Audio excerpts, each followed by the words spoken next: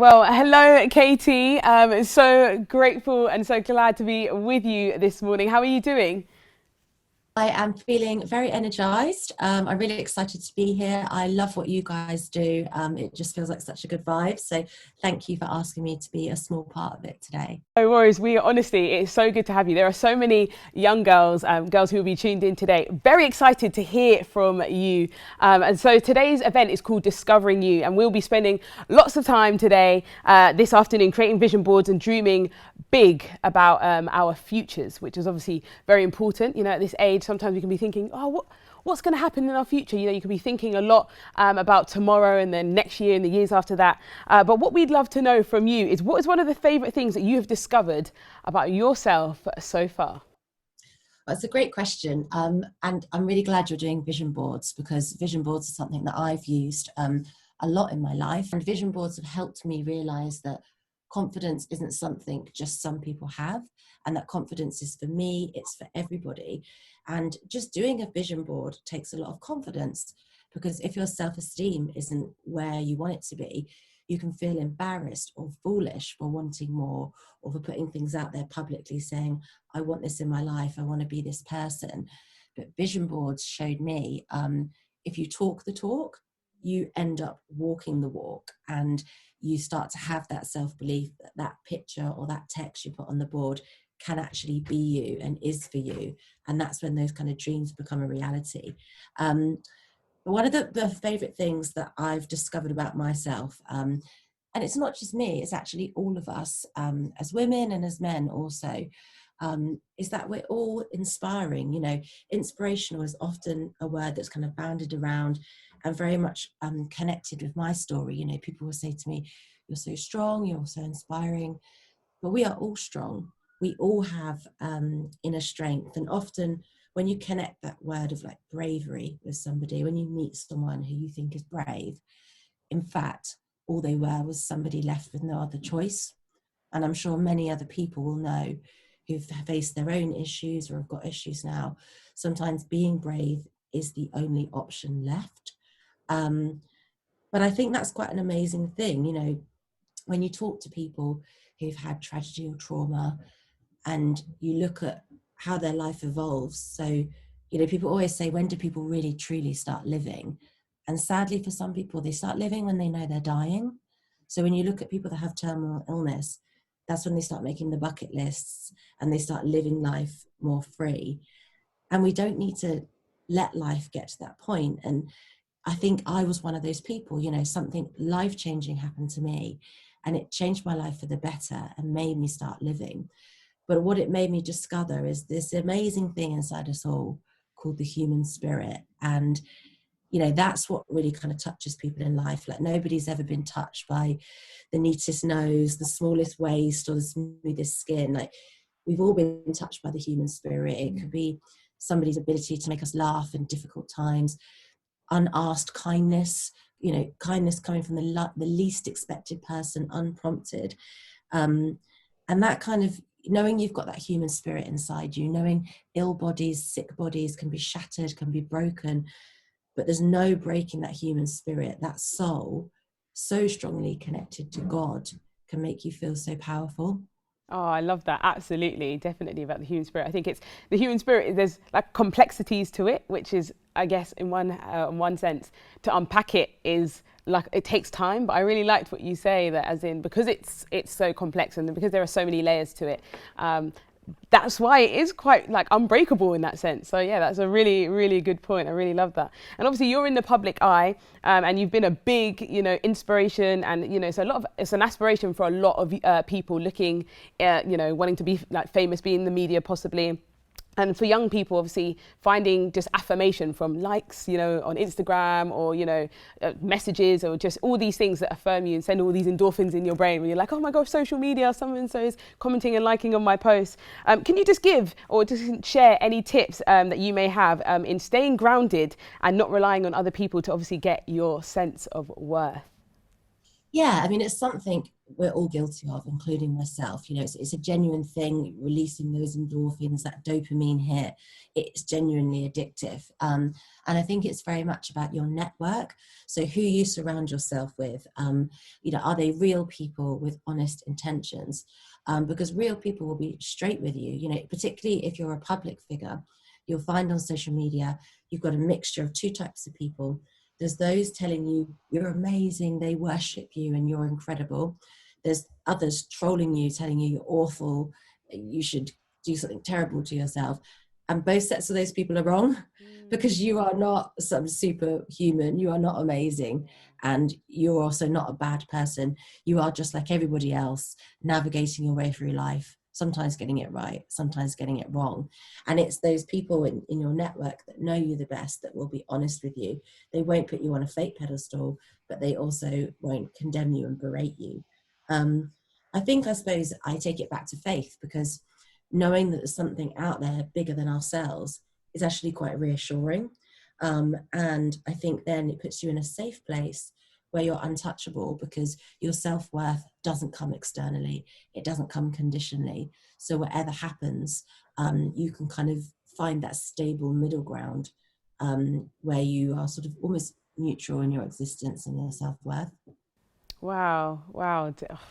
Yeah, that's such a good answer. And especially just highlighting the fact, as you say, that the two camps of people who are like, yay, and the other people who are like, no, in between, that, yeah, both are wrong. And actually, I've been speaking to some young people, is about your network of friends and about finding and choosing good friends, you know, and all the things that you've just said about people who are going to be there for you and support you, but be honest and real with you as well. And that's so important. And I think also something that takes time as well to cultivate, like a trusted network, as you said.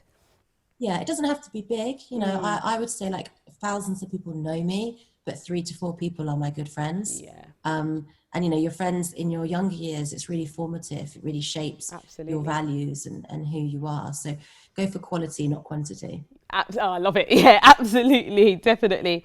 And many of us have experienced moments in life wondering how God can obviously like let certain things happen to us. And how has your experience, what you experienced, shaped your faith when it might have felt like God had taken like a backseat in your life? And what's helped you to kind of overcome those questions and those, pondering thoughts that you may have? Yeah, well, firstly, God has never, ever taken a backseat in my life. He's ever present and he shows me in different ways. And I trust in his unfailing love. And that is such a great feeling. Lots of things have happened to me in my life. You know, it's well documented that I was attacked in an acid attack, I was raped, and they were very dark times. But lots of people don't know about my life before that. And I was actually leading quite a destructive life before that attack. And I truly believe I was on a darker path than the path that the public know about me. And I believe that God saved me from that path of destruction. That's not to say I haven't felt anger. That's not to say I haven't felt uncertainty in my worship of God, Christianity. But I can always rely on God to meet me in that uncertainty and to show me something. When we think of like bereavement or grief or loss, we always think of physically losing a person or somebody passing in our life. But there's so many times we grieve for the end of things and, you know, chapters finishing, new chapters starting in our life. And I always believe it's about a new direction. And it's sometimes hard to see that when you're suffering. There's a really great affirmation that says every new beginning comes from some other beginning's end. And you always have to remember where you were at that beginning, and every beginning has to end, and it's not always a negative thing. There's a beautiful poem that really helped me when I was angry at God. And I'm sure lots of people know this poem. It's called Footprints in the Sand. I'm not going to read all of the poem, but I'm just going to read the last passage to you. So those that know the poem will know it's about someone that was walking through the desert, and in various scenes there were 2 sets of footprints, but in the worst scene of his life there was just 1 set of footprints. And the end says, I noticed during the saddest and most troubled times of my life there was only 1 set of footprints. I don't understand why when I needed you the most you would leave me. He whispered, My precious child, I love you. I'll never leave you. Never ever during your trials and testings. When you saw only one set of footprints, it was then that I carried you. And that poem has brought me so much comfort. It's printed here in my office. I have it on the wall framed. It's brought me so much comfort that all of those times wasn't God leaving my life to deal with it on my own. In fact, he was carrying me. And Definitely, definitely, and it's true. And like, you know, as the Bible says, you know, God never gives you more than you can't handle. And I think sometimes that's hard to chew when you like read it, you know, in the Bible, in the Word. But as you said, once you've kind of experienced something and you look back, like that poem suggests, you do know that God has always been there. So yeah, that is so. Thank you for sharing. That is so wonderful.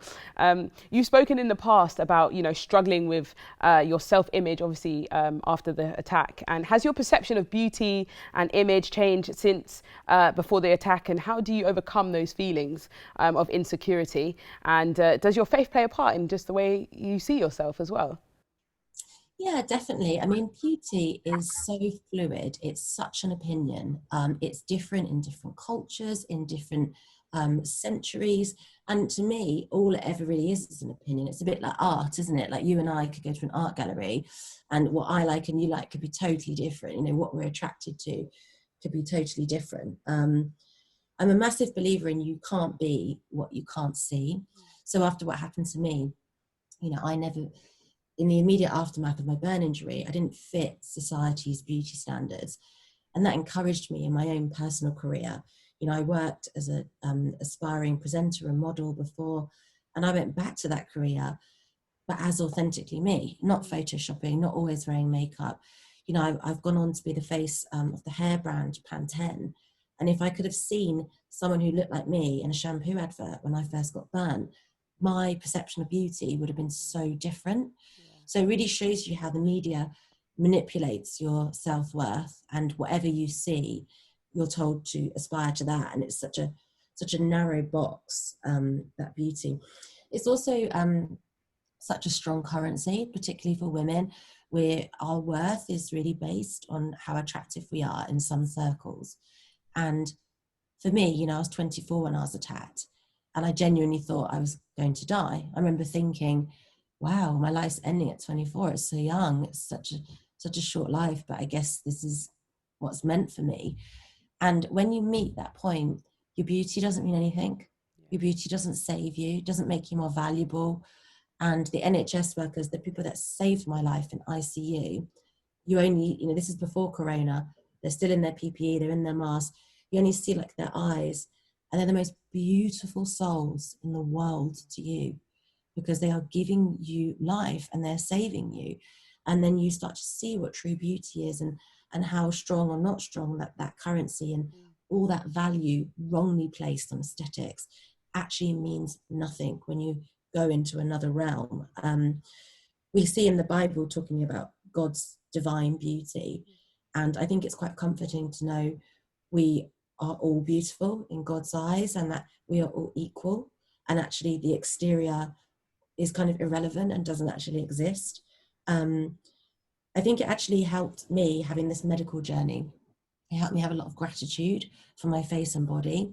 Like, even though it's flawed in society's eyes, how could I ever be so mean to it? Because it saved my life. You know, I'm so lucky to still be on this earth.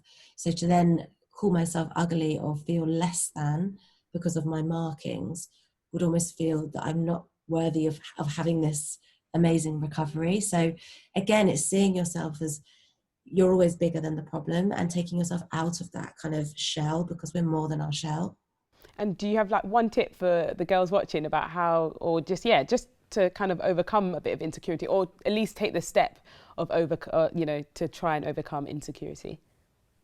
There's only one you. There's no point making a comparison, because there's no point, like, you know, you're not beautiful like her, you're beautiful like you. There's no point. Why are you spending your life trying to be somebody else? What a waste of a life. You only get one life, and this is us now. So there's no comparison, and to be unique is a privilege, and it's a wonderful thing. So please don't waste that time. Yeah, that's great. Thank you. Obviously, you spoke when you were in the hospital about, seeing the doctors obviously with their masks and you can only see their beautiful eyes. But part of your journey of faith is down to obviously a nurse who encouraged you in the hospital, which is amazing. And we'd love to hear a bit more about this nurse. But what are your thoughts on being open and sharing your faith to those who ask about who Katie Piper is and, and how your faith informs what you do and who you are? This is a really tricky question, actually. And even how I'm talking to you now, I wouldn't necessarily talk like this on other corporate talks that I get booked for. I might be asked not to talk like this, in fact. And the nurse that helped me, beautiful Alice, if people knew what she was saying to me, she might have been sacked, because actually she's not allowed to talk about her faith in professional environments. She has to remain neutral. But by doing what she did, she saved my life and she changed my life. So I think she did the right thing. I've experienced myself on platforms like Instagram when I shared that I was joining Songs of Praise as a presenter. Some people unfollowed me. Some people messaged me, asking me if I was homophobic, and was surprised that I was a Christian.